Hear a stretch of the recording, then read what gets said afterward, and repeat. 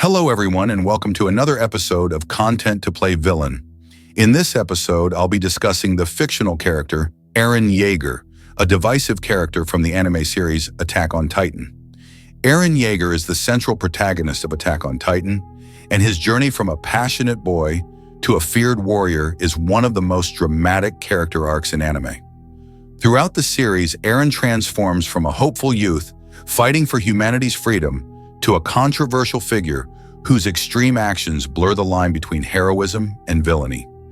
This analysis examines Eren's background and character development, why he comes to be perceived as evil in the story's final chapters, the factors behind his drastic transformation, the moral ambiguity surrounding his choices, and the narrative themes his arc represents. Key moments from the anime, comparisons to other characters, and real-world parallels will be explored to understand the complexity of Eren Yeager. Let's get started.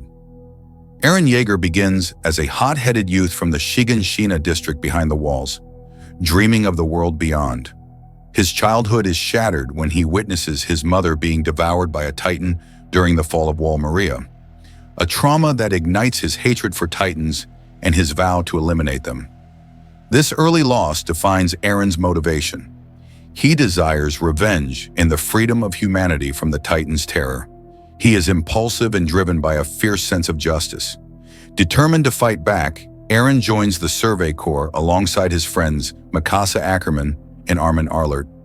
As a soldier, he remains loyal and brave, even throwing himself into a Titan's mouth to save Armin, an act that reveals Eren's hidden power to transform into a Titan himself. Gaining the ability of the Attack Titan makes him a crucial asset in humanity's fight. Over time, Eren's character evolves from a vengeful boy into a more brooding and conflicted young man. He experiences devastating setbacks and revelations that challenge his initial black and white worldview. Eren learns that some of his trusted comrades like Reiner and Bertholdt were enemies in disguise, and he witnesses countless allies die that erode his innocence and confidence in simple heroism. The turning point comes when Eren reaches his family's basement and discovers the truth about the world.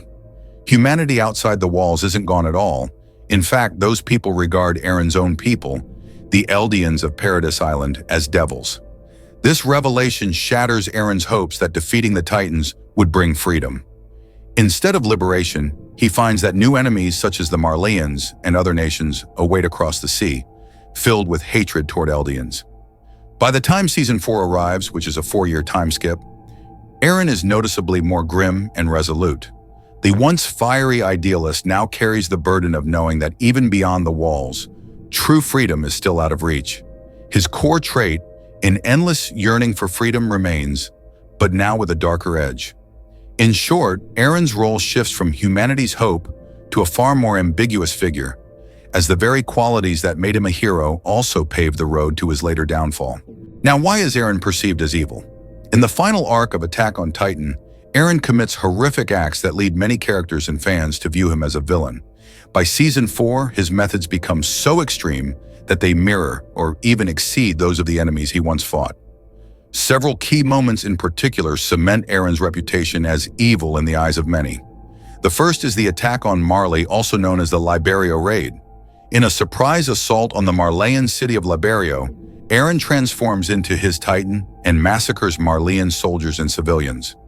This shocking brutality horrifies even Eren's friends and instantly paints him as a monster in the eyes of the world.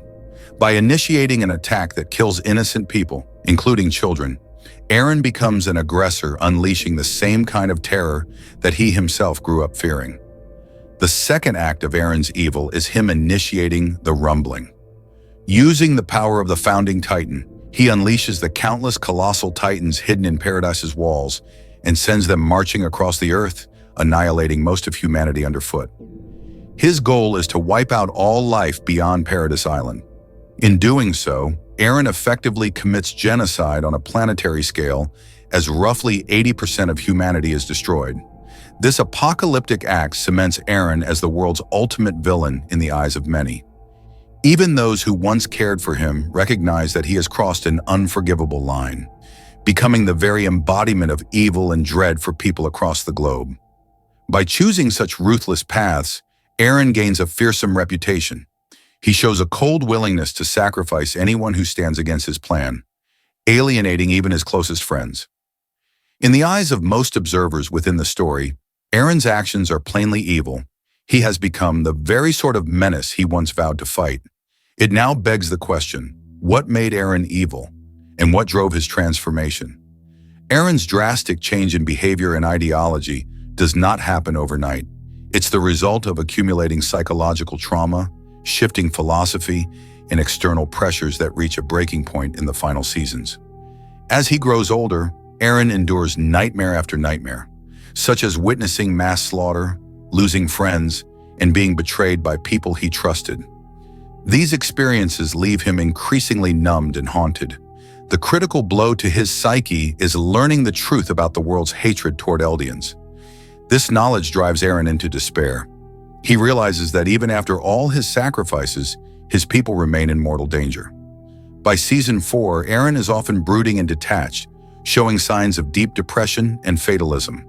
In other words, Eren's trauma and guilt, compounded by knowing he only has a few years left to live as a Titan shifter, push him to a mental state where extreme actions start to feel acceptable if they might save those he loves. Eren's belief in freedom turns into a dangerous ideology under these pressures. Initially, his idea of freedom was simple: to rid the world of Titans and be free to live. But once he learns that enemies across the sea intend to enslave or destroy his people, his ideology shifts to freedom at any cost. Eren concludes that the ends justify the means, no matter how terrible. To him, the only way to protect Paradise Island and his friends is to completely eliminate all outside threats. In Eren's mind, if sacrificing millions will ensure the safety of his home, then it is a tragic necessity. Eren's once straightforward heroism has twisted into a belief that only total victory and destruction of the enemy can bring peace. The collapse of his earlier moral framework means he no longer hesitates to do what others would deem unthinkable. Lastly, outside forces also drive Eren's transformation. After the Marley incident, the entire world prepares to attack Paradise, leaving Eren feeling cornered. He perceives an imminent existential threat to his home. This global pressure convinces him that a preemptive strike, which is the rumbling, is the only viable defense. In addition, Eren's unique position as holder of multiple Titan powers exposes him to the will of past inheritors and a sense of destiny that weighs on him. All these pressures create a situation where, in Eren's mind, there truly is no alternative. The world's hatred and the inevitability of war push him down the singular path he takes. Thus, Eren's transformation is driven by a combination of personal despair, an obsessive ideological goal, and an unforgiving external reality. Eren Yeager's later actions raise one of the central moral questions of Attack on Titan. Is Eren a true monster, or is he doing what he sincerely believes is a necessary evil to protect his people? The answer is not clear-cut, and the story deliberately makes Eren a morally ambiguous figure. On one hand, Eren's deeds are unquestionably atrocious. Wiping out most of humanity is an act that is nearly impossible to justify under any ethical system. Eren himself understands that he will be seen as a villain and doesn't expect forgiveness. His friends like Mikasai and Armin, who care about him, ultimately cannot condone his genocide and choose to oppose him. From this perspective, Eren is effectively the final villain of the series. On the other hand, we are privy to Eren's inner motivations, which are tragically earnest. He genuinely believes that by taking on the role of the devil, he can remove the world's hatred from Eldians and secure their future. In his view, someone had to dirty their hands so that the next generation could live in peace. This mindset makes Eren a classic anti-hero or anti-villain. He commits evil acts, but for what he views as the greater good of his people. The narrative highlights this ambiguity by showing how different characters interpret Eren's actions from different angles. To the Marleyans and the rest of the world, he's an unredeemable monster. To many on Paradise, however, Eren ends up a savior who struck back at an oppressive world. The ethical dilemma is summed up by the question, is Eren's genocide a grotesque necessity or simply indefensible? Whether he is seen as a hero or a villain depends on perspective. The story pointedly does not offer an easy answer. Eren firmly believes his actions are justified to ensure Eldia's survival. But the horror of those actions is never downplayed. Ultimately, the audience is left to wrestle with Eren's choices and decide if he is a tyrant, a tragic savior, or something in between.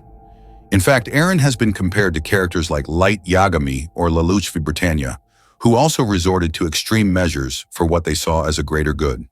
Such characters provoke debate over whether their ends justify their means, and Eren is no exception. He forces viewers to grapple with the uncomfortable question of whether a sympathetic goal can ever excuse horrific actions. This moral gray zone is exactly what makes Eren so fascinating to discuss. He defies simple labels of hero or villain. Eren's character arc is the engine driving many of the overarching themes of Attack on Titan. His story touches on concepts of freedom, fate, and the cycle of hatred, and his evolution ties into the series' broader commentary on war and morality. Eren Yeager's arc, in sum, serves as a gripping exploration of these themes within the narrative. Through Eren, Attack on Titan examines the true cost of freedom, the tension between determinism and free choice, and the destructive inheritance of hatred. His transformation from a wide-eyed hero into an infamous anti-hero is the vehicle for the story's most profound messages. In the end, Eren is a character who embodies both the dream of freedom and the nightmare of its pursuit, leaving a legacy that is as tragic as it is thought-provoking. The complexity of his journey ties directly into the series' overarching themes, ensuring that Eren Yeager remains at the heart of discussions about Attack on Titan and its meaning. So, was Eren truly evil? That is for the viewer to assess and decide.